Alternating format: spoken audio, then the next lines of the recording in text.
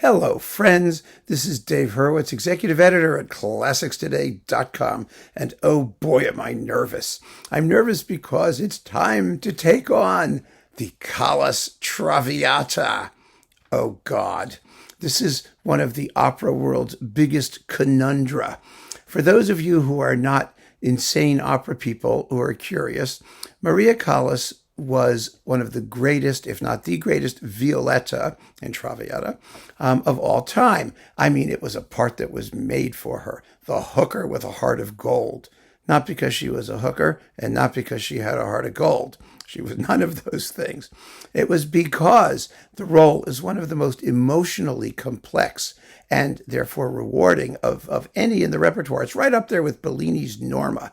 I mean, you've got a character that has to do everything. She's sick, she's dying, she wants to live, she's in love, she has to make the ultimate personal sacrifice.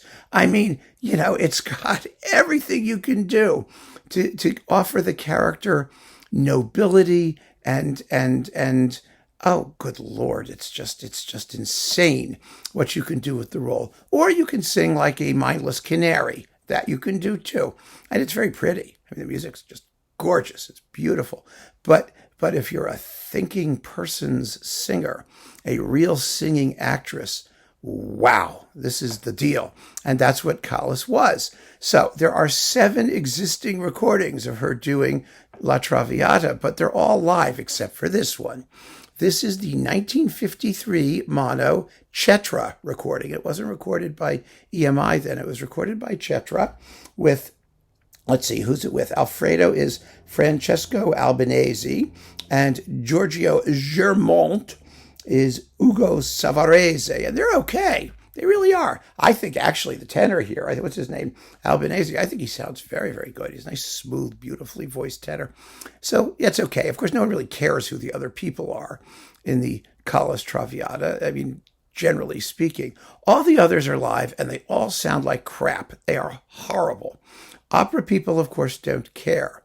And there's no question that if you listen, for example, to like the Giulini one, La Scala, that's the best sounding of the others and maybe the most fully realized performance by Callas. You can hear what she's doing. You can hear what they're all doing.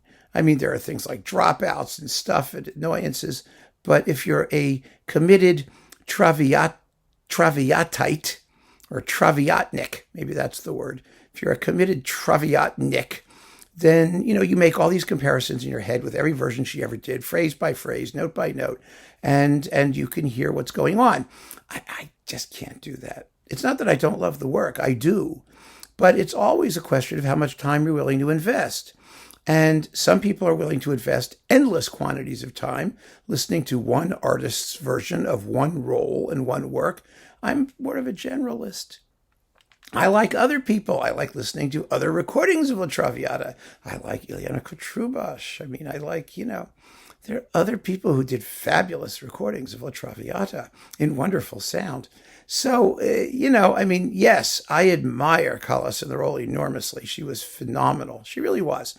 And I have the Giulini one. There's the Lisbon Traviata. Oh, goodness. That even was turned into a play, which I saw, which sucked. Ugh.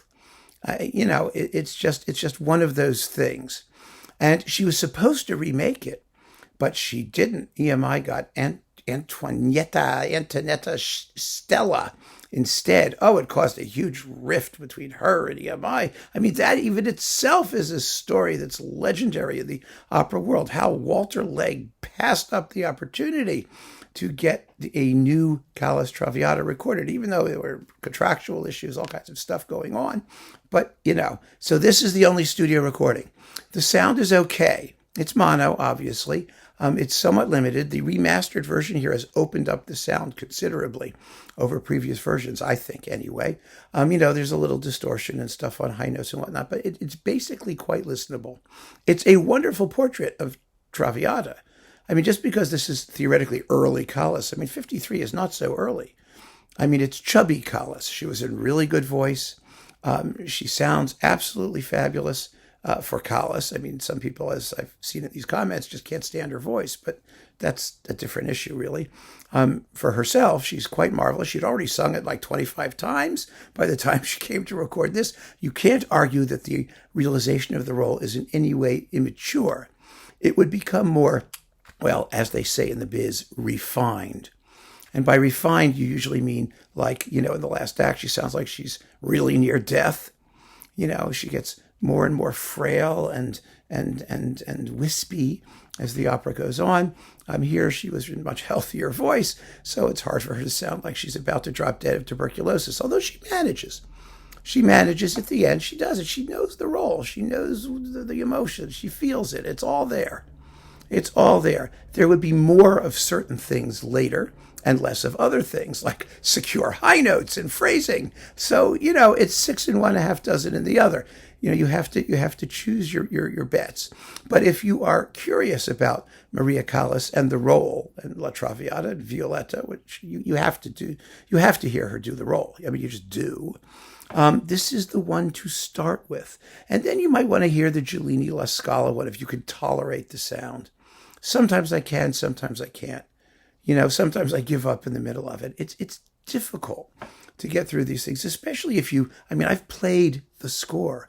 I've played in the orchestra for La Traviata. I know what it's supposed to sound like from the inside. So then when you hear these terrible historical recordings and awful, awful sound, they're all pirate recordings. It's hard.